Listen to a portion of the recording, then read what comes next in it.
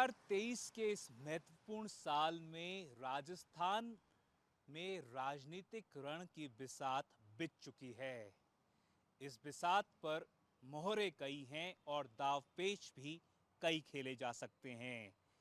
इसी महीने की 31 मई को प्रधानमंत्री नरेंद्र मोदी अजमेर में एक बड़ी जनसभा को संबोधित कर सकते हैं। माना यह जा रहा है कि बीजेपी प्रधानमंत्री नरेंद्र मोदी की केंद्रीय राजनीति में, केंद्रीय सरकार में 9 साल पूरा होने का बड़े स्तर पर जश्न मनाना चाहती है।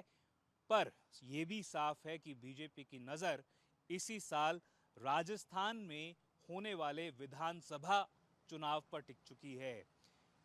कर्नाटक का चुनाव पूरा हो चुका है और उसके बाद इस साल राजस्थान सबसे बड़ा प्रदेश है जहां पर चुनाव होना है।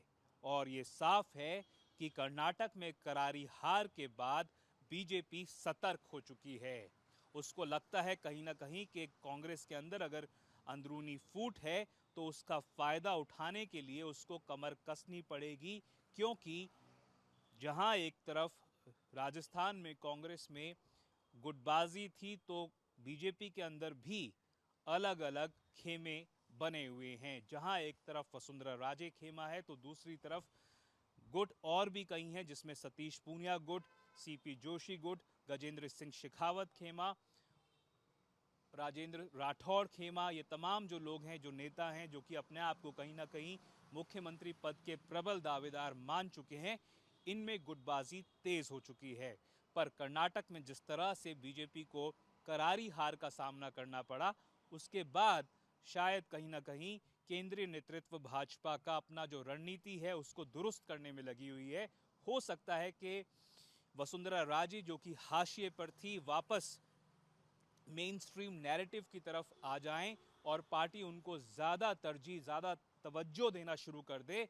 और जिस तरह से कर्नाटक में माना जा रहा था कि येदियुरप्पा को साइडलाइन किया गया, जिसकी वजह से लिंगायत वोट जो है कुछ हद तक भाजपा से छिटक कर दूर चला गया, जगदीश शेट्टार को साइडलाइन किया गया, जिसका खामियाजा भाजपा को भुगतना पड़ा।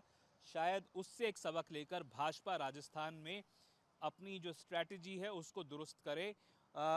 30 मई से लेकर 30 जून तक भाजपा एक महाजनसंपर्क राजस्थान में कर सकती है, जिसके तहत वो लोगों से सीधा संपर्क, सीधा संवाद साधने की कोशिश कर सकती है, उन तक डायरेक्ट कनेक्ट बनाने की कोशिश कर सकती है, अपनी केंद्रीय सरकार की योजनाओं की, उसका आने वाले समय के लिए रोड मैप को लेकर बात कर सकती है। ये बता सकती है कि प्रधानमंत्री नरेंद्र मोदी ने पिछले करीबन 8-9 सालों में क्या कुछ किया है, क्या कुछ हासिल किया है, और राजस्थान के लिए अगर उसकी एक सोच है तो उसको भी पेश कर सकती है। तो साफ तौर पर जिस तरह से ये तय हो चुका है कि राजस्थान में नरेंद्र मोदी का दौरा प्रस्तावित है, अजमेर में एक बड़ी जनसभा को वो संबोधित कर सकते हैं, तो साफ है कि फोकस जो है वो बीजेपी का आने वाले समय में अगर कहीं सबसे ज़्यादा केंद्रित हो सकता है तो वो राजस्थान है। राजस्थान सबसे बड़ा प्रदेश है जहां इस साल आने वाले समय में चुनाव होना है। गहलोत बनाम पायलट की राजनीति एक तरफ, बीजेपी की गुटबाजी दूसरी तरफ, और राजस्थान के लिए ये साल बेहद महत्वपूर्ण साबित हो सकता है कि यहाँ की राजनीति जो है वो बेहद रोचक हो सकती है, बेहद महत्वपूर्ण हो सकता है कि किस तरह से राजस्थान में दोनों जो पार्टीज़ हैं, मेन पार्टीज़ हैं, वो किस तरह से अपना रोल निभाती हैं, और क्या जो कई लोकल गुट्स हैं, कई अलग अलग खेमे हैं, जिसमें राष्ट्रीय लोकतांत्रिक पार्टी है, हनुमान बेनीवाल की पार्टी, आम आदमी पार्टी की भी एंट्री हो चुकी है।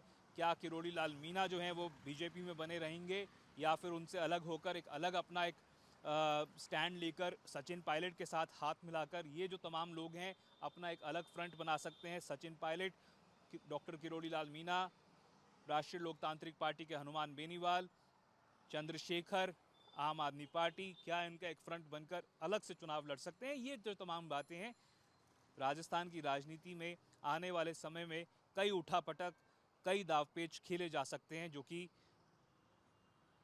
साबित कर सकता है कि ये साल राजस्थान में राजनीतिक तौर पर महत्वपूर्ण साबित हो सकता है। कैमरा पर्सन निखिल शर्मा के साथ मैं देवंकुर वधावन, जयपुर आज तक।